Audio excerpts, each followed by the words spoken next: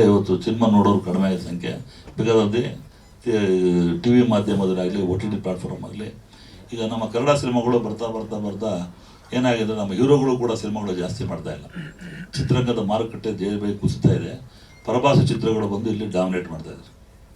ಇಂಥ ಸಂದರ್ಭಗಳಲ್ಲಿ ನಾನು ಒಂದು ವೇದಿಕೆ ಬೇಕಂದ್ರೆ ಇದೊಂದು ಪವಿತ್ರವಾದ ಪುಣ್ಯ. ಯಾಕಂದರೆ ಹ್ಯಾಂಡಿಕ್ಯಾಪ್ ಸಿನಿಮಾ ಮಾಡಿ ಆ ಸಿನಿಮಾದ ಮೇಲೆ ಬಂಡವಾಳ ಹಾಕಿ ಕೂತಿರೋಂಥ ಚೇತಂದ್ರೆ ಇಂಥ ಒಂದು ಕಾರ್ಯಕ್ರಮ ನಮ್ಮಂಥರೆಲ್ಲ ಬರಲೇಬೇಕು. ದೊಡ್ಡ ದೊಡ್ಡ ಹೀರೋಗಳು ಬರಬೇಕು, ಬರುವಂಥ ಪ್ರವೃತ್ತಿ ಬೆಳೆಸ್ಕೋಬೇಕು ಅಂತ ಈ ಮೂಲಕ ಕೇಳ್ಕೊತೀವ್ರಿ.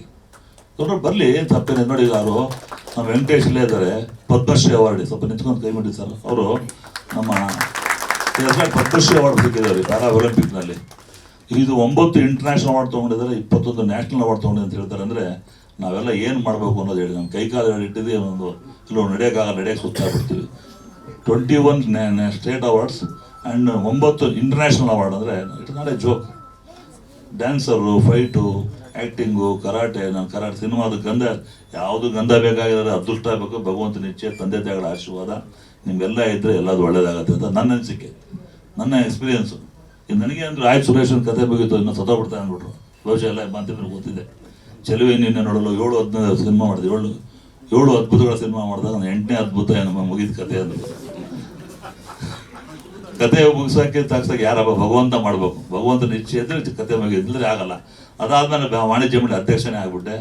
ಮಲ್ಲೇಶ್ವರ ಕೋವಿಡ್ ಬ್ಯಾಂಕ್ ಅಧ್ಯಕ್ಷ ಆದೆ. ನೋಡಿ, ಭಗವಂತ ಇಚ್ಛೆ ಇದ್ರೆ ಏನು ಬೇಕಾರಾಗತ್ತೆ ಅಂತ.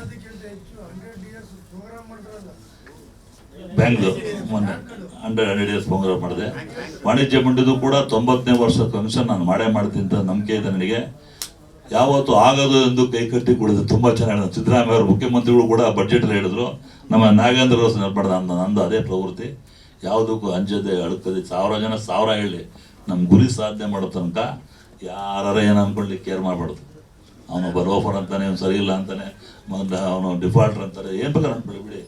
ಗುರಿ ಸಾಧನೆ ಅವರೇ ಹೋಗ್ಬಿಡ್ತಾರೆ. ಅದೇ ನೋಡಿ, ಅದೇ ನಮ್ಮ ವಿಶ್ವಾಸ ಮಾಡಿರೋದು. 21 ನ್ಯಾಷನಲ್ ಅವಾರ್ಡು, 9 ಇಂಟರ್ನ್ಯಾಷನಲ್ ಅವಾರ್ಡ್ ತೆಗೆದು ನಾವೆಲ್ಲ ಎದ್ದಿನ ಚಪ್ಪಾಳೆ ಹೊಡಿದೆ ಸರ್. ಅವರಿಗೆ ಒಂದು ಗೌರವ ಆಗುತ್ತೆ, ಸಂತೋಷ ಪಡ್ತಾರೆ. ಭಾಳ ದೊಡ್ಡ ವ್ಯಕ್ತಿ, ತುಂಬ ಖುಷಿ ಆಗುತ್ತೆ ಅವರಿಗೆ. ನಾನಂತ very happy about the achievement. ಹೇಳಿದ ವಿಶ್ವಾಸ ನಿಮಗೆ ಭಗವಂತ ಆಯುರಾರೋಗ್ಯ, ಸುಖ, ಶಾಂತಿ, ನೆಮ್ಮದಿ ಕೊಡಲಿ.